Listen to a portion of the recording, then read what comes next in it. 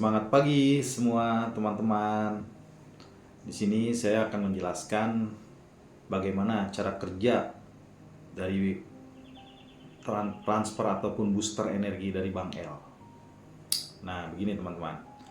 Jadi kita sebagai pemain energi itu tidak lagi sudah menggunakan kontak fisik. Sistemnya itu seperti wireless ataupun dari kabel. Karena semua yang ada dalam semesta ini berupa energi. Ketika Bank L membooster member ataupun klien, jadi beliau itu menggunakan teknik lebih ke vibrasi rasa yang akan ditujukan oleh frekuensi pikirannya. Nah, itu akan menyambung kemana nyambungnya itu? Yaitu yang disadap oleh, pertama itu vibrasi itu ditangkap lagi oleh vibrasi si klien yang dituju, lalu disalurkan lagi untuk memproyeksikan itu ke bagian otak, itu ditangkap oleh sel neuron. Nah, ketika vibrasi energi Bank L itu diterima, ditangkap oleh klien ataupun pasien, maka akan direspon. Nah, responnya itu apa? Pertama itu yaitu untuk membenahi kembali jalur energi yang terutama dari tulang ekor lalu ke tulang belakang atau tulang sumsumna. Nah, setelah itu lalu pembenahan cakra. Dari pembenahan cakra itulah akan menimbulkan sebuah mood atau perasaan yang baik. Nah, perasaan yang baik itulah itu dipengaruhi oleh hormon tubuh.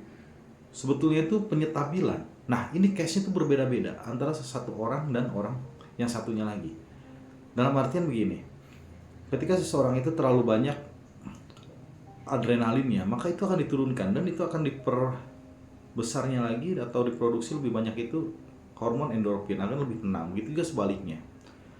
Nah, dari konsep booster energi di RSN ini yaitu sangat-sangat ilmiah, karena segala sesuatu itu dipancarkan oleh sebuah frekuensi gelombang.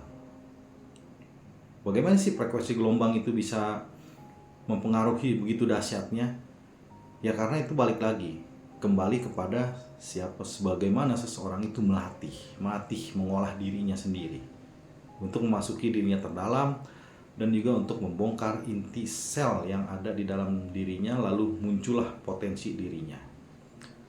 Nah, untuk apa sih ini korelasinya antara sadar napas dengan kristal? Di sini saya akan mencontohkan salah satu produk unggulan saya yaitu dari jenis Leontin Satyaloka. Oke, Satyaloka itu banyak di mana-mana juga. Tapi kelebihannya di saya itu yaitu saya mampu memiliki potensi itu untuk memprogram sebuah kristal itu sendiri sesuai dengan fungsinya. Nah, Satyaloka ini dia itu lebih cenderung, walaupun banyak itu fungsinya itu lebih cenderung kepada memfokuskan pikiran, tujuan. Ketika seseorang menggunakan itu, bahkan diri saya pribadi dulu aja, itu ketika menggunakan Satyaloka, itu saya tuh fokus, ibaratnya seperti menggunakan kacamata kuda. Bagaimana tujuan saya itu tercapai, tapi sesuai dengan alur semesta, bukan dengan keserakahan ataupun culas. Nah, disitulah saya bisa terus dengan survive, yang intinya adalah fokus dulu ke dalam diri saya pribadi. Ini seperti egois, tapi sebetulnya itu tidak demikian, karena konsepnya itu kita membangun dari hal yang terkecil dulu, yaitu di dalam diri kita sendiri, keluarga, orang-orang lingkungan terdekat, baru ke lingkungan lebih luas lagi, skala makro. Ini juga dari hasil yang testimoni dari yang sudah menggunakan kristal Satyaloka, mereka rata-rata memberikan testimoni bahwa hidupnya itu menjadi lebih fokus. Ketika seseorang itu lebih fokus, pikirannya otomatis segala permasalahannya yang dihadapi bukan berarti selesai, melainkan lebih mudah memperoleh solusi. Seperti demikian.